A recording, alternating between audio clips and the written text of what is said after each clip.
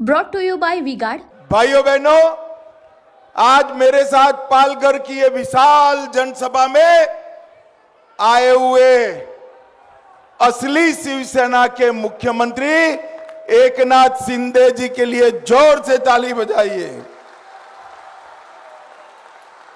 श्री रविंद्र चौहान जी, राजेंद्र गावित जी, महेंद्र पाटिल जी, राजेश शाह जी, राजाराम मुलिक जी, राजा नाइक जी, मनोज पाटिल जी, ईश्वर धुले जी, अभय कक्कड़ जी, श्री विलास तरे जी, नंद कुमार जी, विश्वास पाठक जी, संतोष जनाटे जी, प्रकाश निगम जी, बहन रानी द्विवेदी जी, विवेक भाऊ, श्री नीलेश तेंदुलकर, स्नेहा दुबे, वसंत चौहान, और आज जिनको जिताने के लिए मैं आया हूं, डॉक्टर हेमंत सावरा के लिए जोर से ताली बजाइए जरा।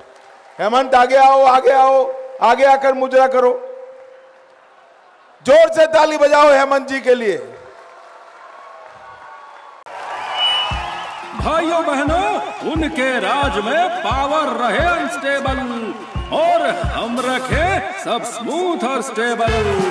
हमारा नेता कैसा हो जो स्टेबल पावर दे वैसा हो। अब की बार वी-गार्ड एसी स्टेबलाइजर का चमत्कार।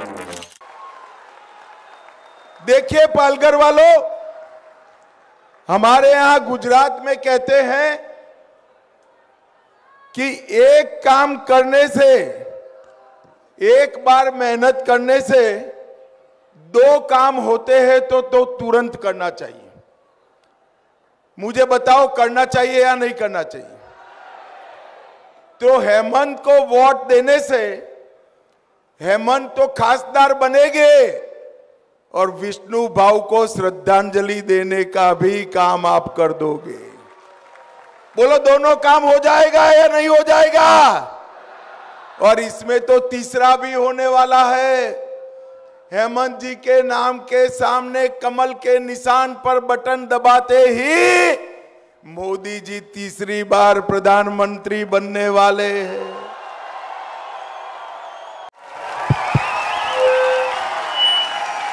उनका बैकअप सिर्फ कल तक और हमारा चांद तक। हमारा नेता कैसा हो जो नॉन स्टॉप बैकअप दे वैसा हो। अब की बार वी-गार्ड इन्वर्टर बैटरी का चमत्कार। तो भैया एक ही बार मेहनत करने से अगर तीन काम हो जाते हैं तो करने चाहिए या नहीं करने चाहिए? अरे जोर से बोलो, करने चाहिए या नहीं करने चाहिए? भाइयों बहनों, इतनी विषम मौसम में, आंधी में इतनी बड़ी संख्या में आप हेमंत जी के समर्थन में आए हैं। मैं तो अपील करने आया था कि हेमंत सावरा को जिता दीजिए, मगर जरूरत ही नहीं दिखती। आपने ही यहां आकर उसको जिताने का काम समाप्त कर दिया। माताओं, भाइयों बहनों, सबसे पहले मैं जीवदायिनी माता मंदिर को प्रणाम करता हूं। हेम महालक्ष्मी, संतोषी माता, हीरवाचित्ता, हुमादेव, वाघोवा देव, कंसारी देव और डोंगरी देव को प्रणाम कर कर मेरी बात की शुरुआत करना चाहता हूं।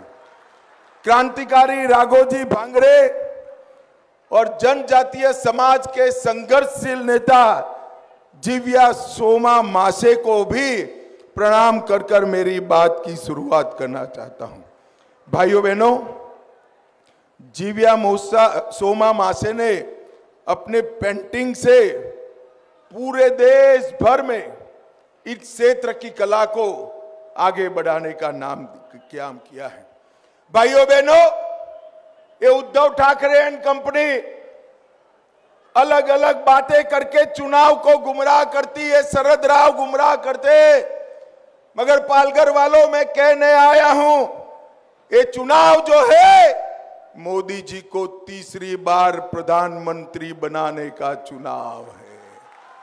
ये चुनाव जो है देश के विकास को 3 गुना गति से आगे बढ़ाने का चुनाव है। ये चुनाव है भारत को दुनिया में तीसरे नंबर का अर्थतंत्र बनाने का चुनाव है। और ये चुनाव है, मेरी गरीब आदिवासी समाज की बहनें आई हैं, वो माताओं बहनों को 3 करोड़ लखपति दीदी बनाने का ये चुनाव है। भाइयों बहनों, ये सारे इंडिया अलायंस वाले इकट्ठा हुए, उनका एक ही काम है, सुबह शाम मोदी जी को गाली देना। मगर इस तरह से देश नहीं चलता है। मैं आज इंडिया अलायंस वालों को 1 महीने से पूछता हूं, उनका नेता कौन? भाई आप बहुमत में आओगे तो इस देश का प्रधानमंत्री कौन बनेगा?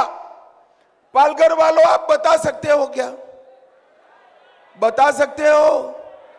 चलो भाई, ऐसे नहीं, मैं एक एक कर पूछता हूं। उद्धव ठाकरे जी बन सकते हैं क्या? अरे जोर से बोलो, बन सकते हैं?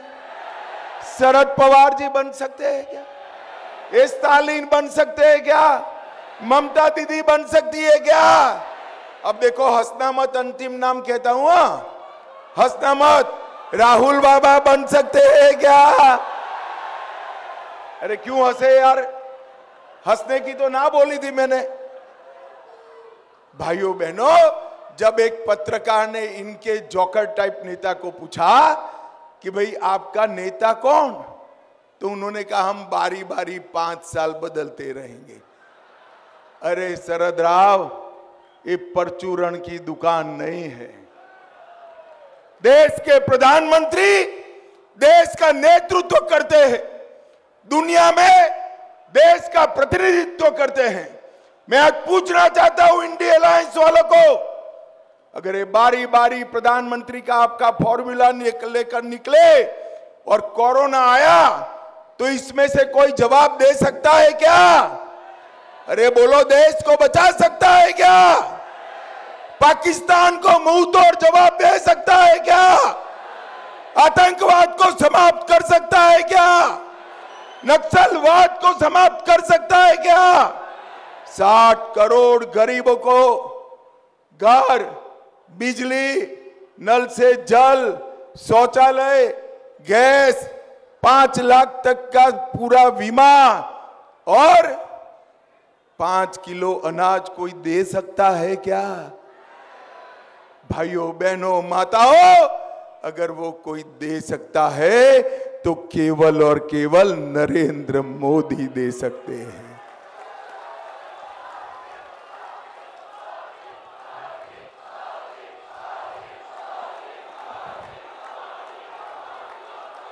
भारत माता की।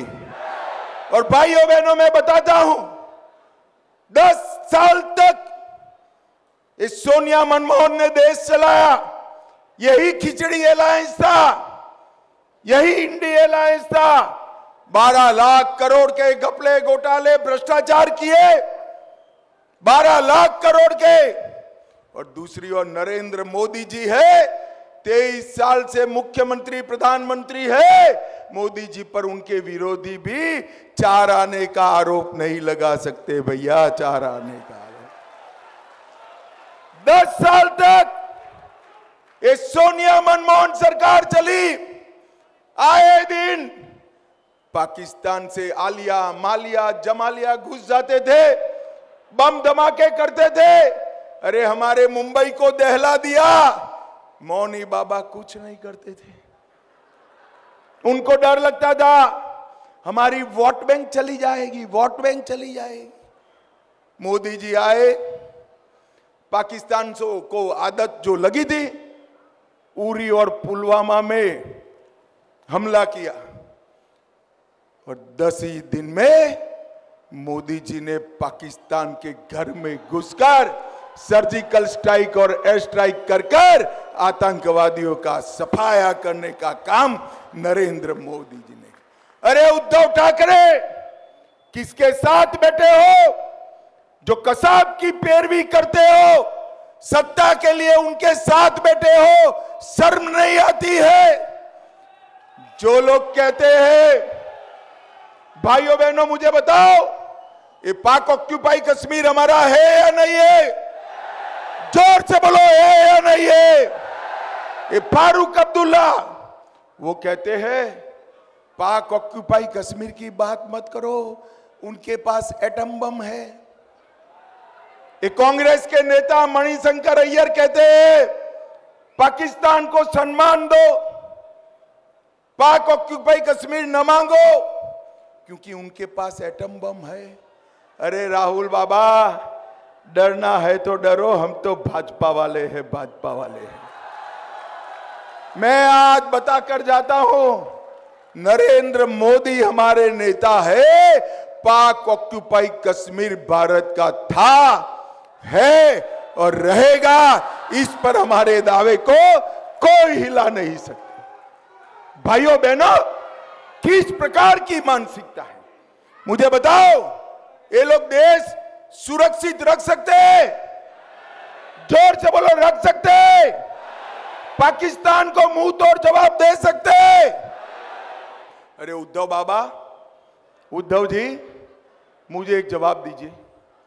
आप जिस कांग्रेस पार्टी की गोदी में बैठे हो, वो कांग्रेस पार्टी कहती है कि हम ट्रिपल तलाक वापिस लाएंगे। आप इससे सहमत हो क्या? जरा उद्धव जी को बताना चाहिए। नहीं वो नहीं बताएंगे। उनके दिमाग पर सत्ता की महत्वाकांक्षा है। मगर आप बताओ भाई, ट्रिपल तलाक वापिस लाना चाहिए क्या? अरे जोर से बोलो, लाना चाहिए। मुस्लिम पर्सनल लॉ लाना चाहिए। ये कांग्रेस वाले कहते हैं हम सत्ता में आएंगे तो ट्रिपल तलाक वापिस लाएंगे, इस देश को सरिया के आधार पर चलाएंगे। राहुल गांधी, कान खोलकर सुन लो, हमारा चुनावी वादा है पूरे देश में यूसीसी हम लाएंगे। देश सरिया से नहीं चलेगा, यूसीसी से चलेगा। माताओं, भाइयों, बहनों, कांग्रेस के समय में विभाजन हुआ आजादी के वक्त, हमारे जो हिंदू, सिख, बौद्ध, जैन भाई बहन बांग्लादेश, अफगानिस्तान, पाकिस्तान में रह गए थे, उनको नागरिकता देनी चाहिए या नहीं देनी चाहिए? जोर से बोलो, देनी चाहिए या नहीं देनी? इसके लिए मोदी जी सीएए का बिल लेकर आए। कांग्रेस पार्टी कहती है हम सीएए का बिल समाप्त कर देंगे। अरे उद्धव जी, स्पष्टता करो, कांग्रेस पार्टी के सीएए वापिस लेने के फैसले के साथ आप हो या नहीं हो? भाइयों बहनों, हजारों घुसपैठिए इनकी इंडी अलायंस की पार्टनर ममता बनर्जी के राज्य से होकर मुंबई तक पहुंच जाते हैं। इनको रोकने वाला कोई नहीं है। मगर चिंता मत करो, इस बार बंगाल में भी 30 कमल खिलने वाले हैं, 30 कमल खिलने वाले हैं। और मैं विश्वास दिलाता हूं, बंगाल में भाजपा आते ही घुसपैठिए छोड़िए, परिंदा भी बॉर्डर क्रॉस नहीं कर पाएगा मित्रों, परिंदा भी। भाइयों बहनों, मुझे बताओ, ये कश्मीर जो है हमारा है या नहीं है? जोर से बोलो, है या नहीं है? ये खरगे साहब कहते हैं राजस्थान और महाराष्ट्र वालों का कश्मीर से क्या लेन देन? अरे खरगे साहब, आप 80 पार कर गए, मेरे वसई वालों को, पालघर वालों को नहीं जानते। यहाँ का बच्चा बच्चा कश्मीर के लिए अपनी जान दे सकता है, जान दे सकता है। माताओं, भाइयों, बहनों, मुझे बताओ, धारा 370 हटानी चाहिए थी या नहीं हटानी चाहिए थी? जोर से बोलो, हटानी चाहिए थी या नहीं हटानी थी? इस 70 साल से कांग्रेस पार्टी धारा 370 को अनौरत संतान की तरह अपनी गोदी में खिलाती थी। आपने मोदी जी को दूसरी बार प्रधानमंत्री बनाया। 5 अगस्त 2019 को मोदी जी ने धारा 370 को समाप्त कर दिया और हमेशा के लिए कश्मीर को भारत का हिस्सा बनाने का काम नरेंद्र मोदी जी ने किया। भाइयों बहनों, मैं आज बताना चाहता हूं, इतनी सारी माताएं बहनें बैठी है ना, ये हेमंत जी को एक ही बार आपको वोट देना है। अगली बार हो सके हो, भगवान करे क्या होगा भगवान जाने, मगर पूरी संभावना है हेमंत की जगह कोई महिला यहां प्रत्याशी खड़ी होगी, क्योंकि मोदी जी ने विधानसभाओं में और लोकसभा में 33% माताओं को आरक्षण देने का काम नरेंद्र मोदी जी ने किया है। नरेंद्र मोदी जी ने। भाइयों बहनों, मुझे बताओ, राम मंदिर कब का बनना चाहिए था या नहीं बनना चाहिए था? जोर से बोलो जरा, और जोर से बोलो। ये राम मंदिर को भी कांग्रेस पार्टी 70 साल तक कोर्टों में उलझाती रही। आपने मोदी जी को दूसरी बार प्रधानमंत्री बनाया, पूर्ण बहुमत दिया। मोदी जी ने 5 ही साल में केस भी जीता, भूमि पूजन भी किया और 22 जनवरी को प्राण प्रतिष्ठा कर कर जय श्री राम कर दिया। और मित्रों, मेरे जीवन में मैंने ऐसा भक्ति का माहौल नहीं देखा है, सैलाब नहीं देखा है। पूरा देश जय श्री राम के नारों में मग्न था। और ये राहुल बाबा, उद्धव जी, शरद पवार, सुप्रिया सुळे, इन लोगों को प्राण प्रतिष्ठा का निमंत्रण मिला था, वो नहीं गए। क्यों नहीं गए भाई? मालूम है ना क्यों नहीं गए? नहीं मालूम है? मैं बताता हूं। वो अपनी भिंडी बाजार वाली वोट बैंक से डरते हैं, इसलिए नहीं गए। एकनाथ जी पूरी कैबिनेट लेकर राम भगवान को प्रणाम कर कर प्रसाद लेकर महाराष्ट्र के लिए आशीर्वाद लेकर आए। हम नहीं डरते। भाइयों बहनों, 2 दिन पहले महाराष्ट्र कांग्रेस के अध्यक्ष नाना पटोले ने एक स्टेटमेंट दिया कि हम सत्ता में आएंगे तो राम मंदिर का शुद्धिकरण करेंगे। अरे नाना पटोले, अक्कल कहां घास चरने गई है? जहां भगवान श्री राम स्वयं विराजमान है, वो जगह कभी अपवित्र हो सकती है? माताओं बहनों, हो सकती है? ये ना अपनी परंपराएं जानते हैं, ना अपने धर्म को समझते हैं। भाइयों बहनों, ये लोग केवल और केवल अपने स्वार्थ को समझते हैं, स्वार्थ को समझते हैं। भाइयों बहनों, मोदी जी ने आदिवासी समाज के लिए ढेर सारे काम किए। अटल जी ने आदिवासी कल्याण मंत्रालय बनाया। मोदी जी ने भगवान बिरसा मुंडा की जयंती को जनजातीय गौरव दिवस बनाया। और 70 साल के बाद पहली बार आदिवासी गरीब घर की बेटी द्रौपदी मुर्मू को राष्ट्रपति महामहिम द्रौपदी मुर्मू बनाने का काम। कांग्रेस के समय में आदिवासी कल्याण का बजट 25,000 करोड़ था। मोदी जी ने बढ़ाकर 1,25,000 करोड़ करने का काम नरेंद्र मोदी जी ने। सिकल सेल के लिए इंस्टीट्यूट बनाई, डिस्ट्रिक्ट मिनरल फंड बनाया और इसके साथ साथ एकलव्य विद्यालय बनाए। 740 एकलव्य विद्यालय बनाने का काम नरेंद्र मोदी जी ने किया है।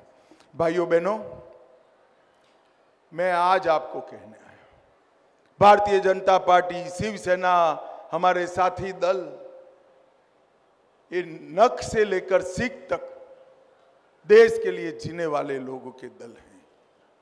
और ये इंडी अलायंस, उनका उद्देश्य क्या है? मोदी जी कहते हैं मेरे जीवन का क्षण क्षण और शरीर का कण कण मां भारती को समर्पित, मेरे देश के गरीब भाई बहनों को समर्पित, उनके कल्याण के लिए, उनकी रक्षा के लिए मैं जीवन जी रहा हूं। और मैं आज इंडी अलायंस वालों का उद्देश्य बताना चाहता हूं। ये उद्धव जी का एकमात्र उद्देश्य आदित्य ठाकरे को मुख्यमंत्री बनाना, पवार साहब का एकमात्र उद्देश्य सुप्रिया सुळे जी को मुख्यमंत्री बनाना। ममता जी का एकमात्र उद्देश्य भतीजे को मुख्यमंत्री बनाना। लालू जी का एकमात्र उद्देश्य अपने बेटे को मुख्यमंत्री बनाना। और सोनिया जी का एकमात्र उद्देश्य राहुल बाबा को प्रधानमंत्री बनाना।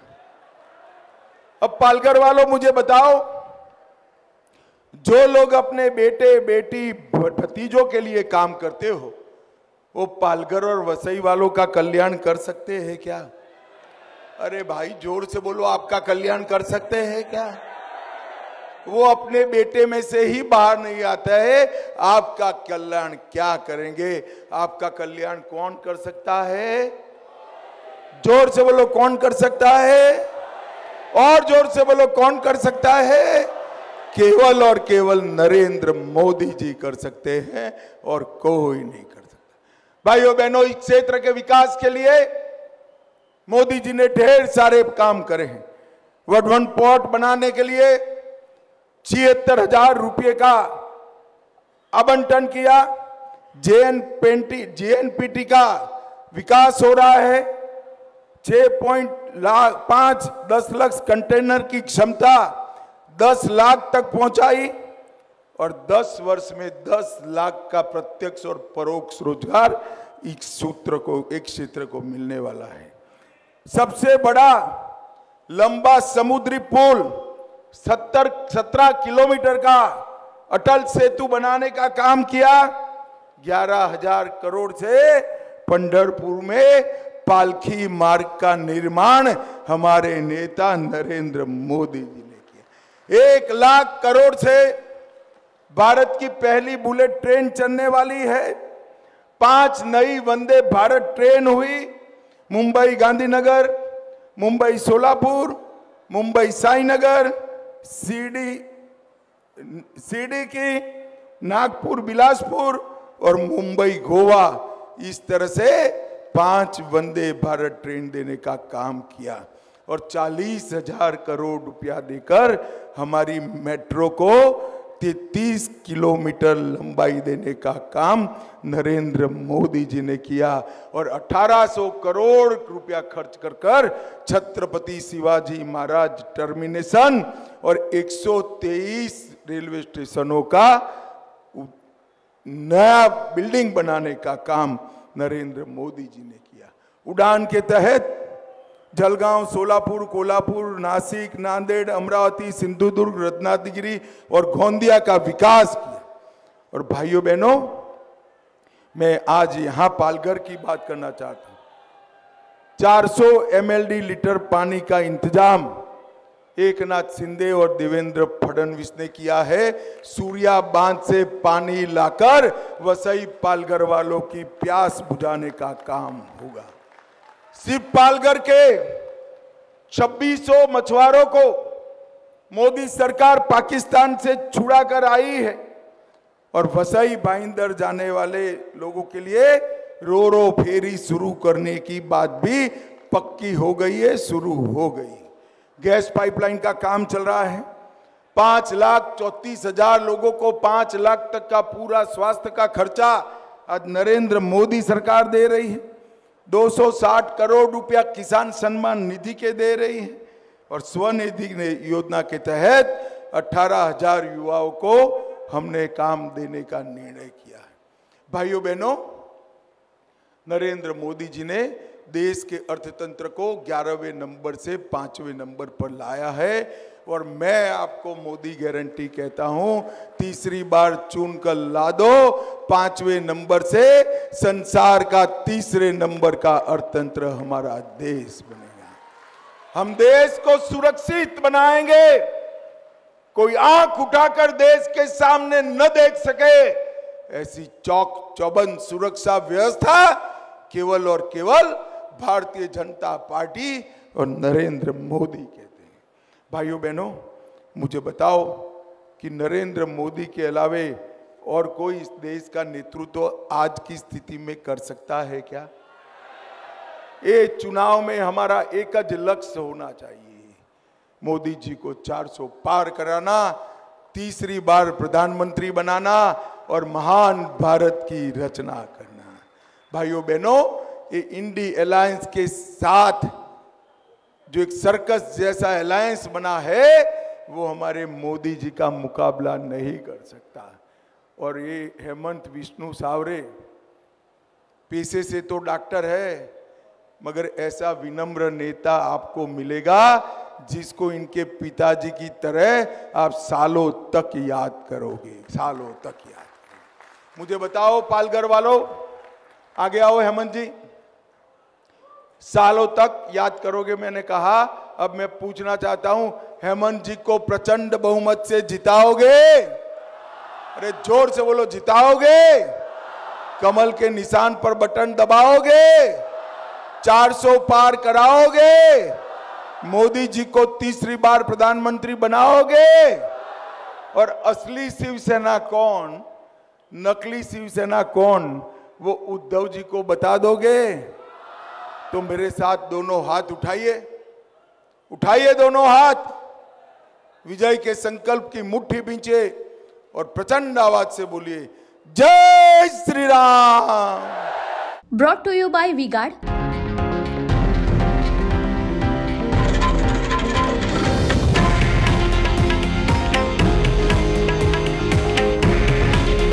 हे आहे देशातील नंबर 1 न्यूज नेटवर्क आणि आपण पाहत आहात TV9 मराठी।